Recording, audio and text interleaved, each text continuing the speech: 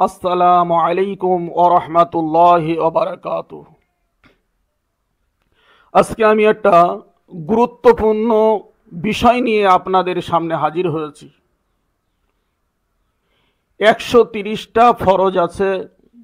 এই 130টা ফরজ আপনি যদি না জানেন, আপনি মুসলমান নন। এটা আমার কথা নয়, বিশ্বনবী হযরত মুহাম্মদ সাল্লাল্লাহু আলাইহি ওয়াসাল্লাম ইরশাদ করেছেন যে এই 130 ফরজ আপনাকে জানতে হবে। যাই বা হোক, হাদিসটা অনেক লম্বা চওড়া হয়ে যাবে, আমি শর্টে বলছি। ইমানে মুফাসসাল 7 ফরজ। ইমানে মুফাসসালের ভিতরে আছে 7 ফরজ, আপনাকে মানতে হবে। আমি শর্টে যেগুলো বলার মতো সেগুলো বলে দিচ্ছি।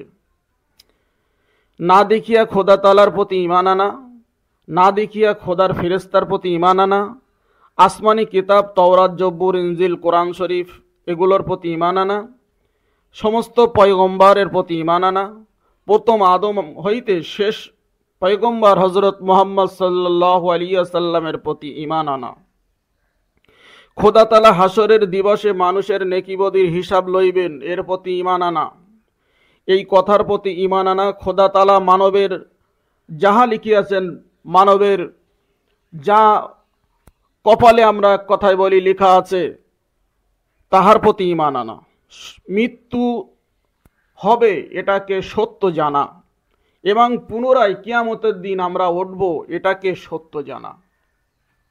এই 7 ফরজ চলে গেল।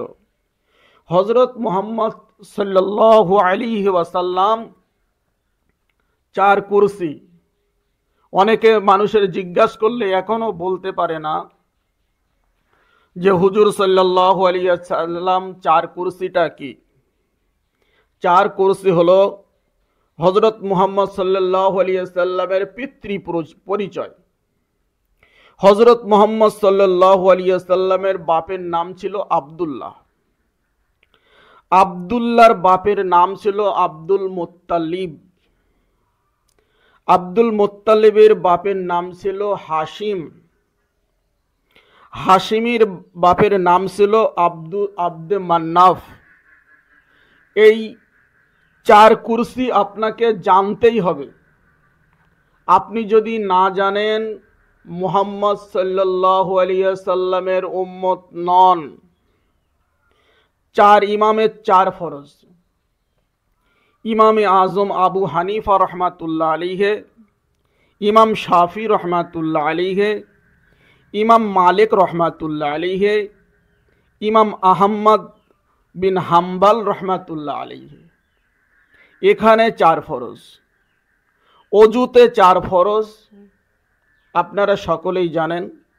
মুখমণ্ডল ধৌত করা, 2 হাতের কনুই পর্যন্ত ধৌত করা, 2 পায়ের টাকনু সহ ধৌত করা, মাথা 4 ভাগের 1 ভাগ মুছিয়ে করা।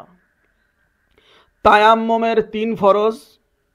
নিয়ত করা, মাটিতে হস্ত মারিয়া হাতে হাত ঘর্ষণ করিয়া মুখ মুছে করা, তৃতীয়বার 2 হস্ত মাটিতে মারিয়া 2 হাতের কনুই পর্যন্ত মুছে করা। এখানে 3 ফরজ চলে গেল। বিনয়ী মুসলমানের 6 ফরজ।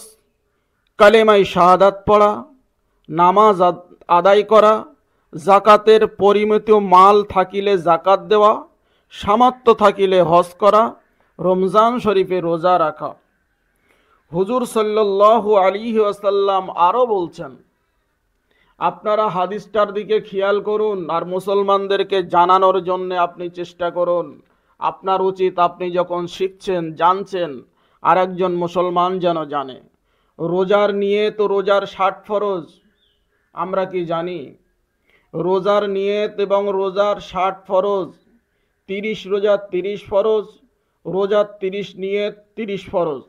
গোসলের আবশ্যক থাকিলে গোসল করিয়া শরীর পাক শুদ্ধ করা, কাপড় অশুদ্ধ থাকিলে পাক করিয়া লওয়া, জায়গা পাক করিয়া লওয়া, সতর ঢাকা, নাভি হইতে হাঁটু পর্যন্ত সমেত স্ত্রীলোকের 2 হস্তের কবজা হইতে 2 পায়ের গিরা ও মুখ ব্যতীত সমস্ত অঙ্গ ঢাকিয়া রাখা, কিবলা অর্থাৎ এদেশের লোককে পশ্চিম দিকে মুখ করে নিয়ত করে নামাজ পড়া। হুজুর সাল্লাল্লাহু আলাইহি ওয়াসাল্লাম বলেছেন নামাজের মধ্যেও 7 ফরজ। তাকবীর বলিয়া তাহারিমা বাঁধা, খাড়া হইয়া নামাজ পড়া, কোরআন শরীফের আয়াত পাঠ করা, রুকু দেওয়া, হাঁটুতে 2 হাত দিয়া ঝুঁকিয়া যাওয়া, খোদা তাআলার নিকট জানিয়া সিজদা করা, আখিরি বৈঠক যা ফরজ, আখিরি বৈঠক করা, ডানে বামে সালাম ফেরানো। হুজুর সাল্লাল্লাহু আলাইহি ওয়াসাল্লাম আরও বলেছেন দিবারাত্রে 17 রাকাত নামাজ, 17 ফরজ, মোট 130 ফরজ।